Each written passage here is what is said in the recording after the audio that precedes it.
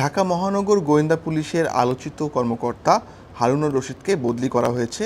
আপনারা জানেন যে বিভিন্ন কারণে হারুনুর রশিদ আলোচিত ছিলেন। বিশেষ করে তার যে কার্যালয়ে বিভিন্ন জনকে ডেকে নিয়ে বিভিন্ন সময় খাওয়ানোর ছবি প্রকাশ করার কারণে তিনি বেশ আলোচিত হন। তাকে বদলি করা হয়েছে এবং তার নতুন যে কর্মস্থল সেটি তাকে দেওয়া হয়েছে ডিএমপি ক্রাইম অ্যান্ড অপারেশনস শাখার দায়িত্বে। এই শাখায় আগে দায়িত্ব পালন করতেন ঢাকা মেট্রোপলিটন পুলিশের অতিরিক্ত কমিশনার ডক্টর মহিউদ্দিন, এবং মহিউদ্দিনকে আনা হয়েছে লজিস্টিক্স ফিন্যান্স অ্যান্ড প্রকিউরমেন্ট শাখায়, এবং হারুনুর রশিদের জায়গায় ডিবিতে দায়িত্ব দেওয়া হয়েছে লজিস্টিক্স ফিন্যান্স অ্যান্ড প্রকিউরমেন্ট শাখার অতিরিক্ত কমিশনার মোহাম্মদ আশরাফুজ্জামানকে। আমি যেটা বলছিলাম যে হারুনুর রশিদ কিন্তু বিভিন্ন সময় আলোচিত হয়েছেন।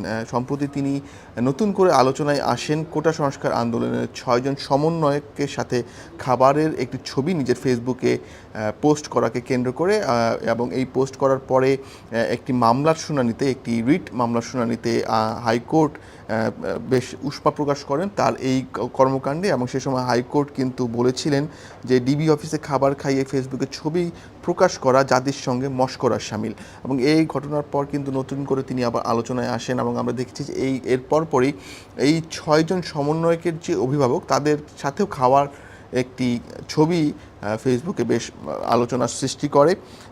এবং শুধুমাত্র হাইকোর্টই যে এই ঘটনায় বিরক্তি প্রকাশ করেছেন এমন নয়। গত সোমবার গণভবনে 14 দলের সাথে আওয়ামী লীগ সভাপতি এবং প্রধানমন্ত্রী শেখ হাসিনার একটি বৈঠক ছিল। সেই বৈঠকে কিন্তু এই বিষয়টি আলোচনায় উঠে আসে, এবং 14 দলের নেতারা কিন্তু বেশ বিরক্তি প্রকাশ করেন এই ঘটনায়। একটু স্মরণ করিয়ে দিই যে ডিবি অফিসে ডেকে নিয়ে খাবার খাইয়ে সেই ছবি প্রকাশ করার ঘটনাটি কিন্তু নতুন নয়। এর আগেও আমরা দেখেছি বিভিন্ন সময় বিভিন্ন আলোচিত ঘটনার সময় আমরা দেখেছি যে এই ধরনের ঘটনা ঘটেছিল। এর মধ্যে বিএনপি নেতা গয়েশ্বরচন্দ্র রায় থেকে শুরু করে আলোচিত ইউটিউবার হিরো আলম সহ আরও অনেকেই কিন্তু এই ডিবি অফিসে গিয়ে খাওয়া দাওয়া করেছেন, এবং পরবর্তীতে তাদের ছবিগুলো কিন্তু ভাইরাল হয়েছে, এবং এই ঘটনাগুলো কিন্তু সে সময় বেশ আলোচনা সমালোচনার জন্ম দিয়েছিল। এই তিনটি যে বদলির খবর, এই বদলির খবরের পাশাপাশি কিন্তু আমরা দেখেছি যে ঢাকা মহানগর পুলিশে কিন্তু আরও 3টি বদলির খবর আছে। সেটি হলো যে আপনারা জানেন যে বিপ্লব কুমার সরকার, যিনি বর্তমানে যুগ্ম কমিশনার হিসেবে দায়িত্বে আছেন অপারেশনস শাখায় ডিএমপির, তাকে কিন্তু বদলি করা হয়েছে, তাকে অ্যাডমিন অ্যান্ড গোয়েন্দা দক্ষিণের দায়িত্ব দেওয়া হয়েছে।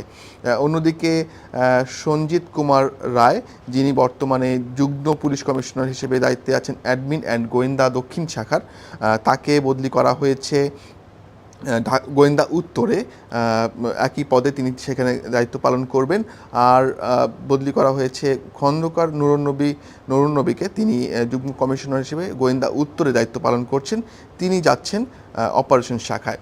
মোটামুটি এই 6টি কিন্তু আলোচিত বদলি আজকে দেখেছি, আমরা রদবদল দেখেছি। এর আগে কিন্তু আমরা দেখেছিলাম যে আলোচিত যে কোটা সংস্কার আন্দোলনকে কেন্দ্র করে দেশ জুড়ে যে সহিংসতা, সেই সহিংসতার পরে কিন্তু পুলিশে একটি বড় ধরনের রদবদল কিন্তু আমরা দেখেছি। তবে ঢাকা মেট্রোপলিটন পুলিশে আমরা এই প্রথম একটি রদবদল দেখতে পেলাম।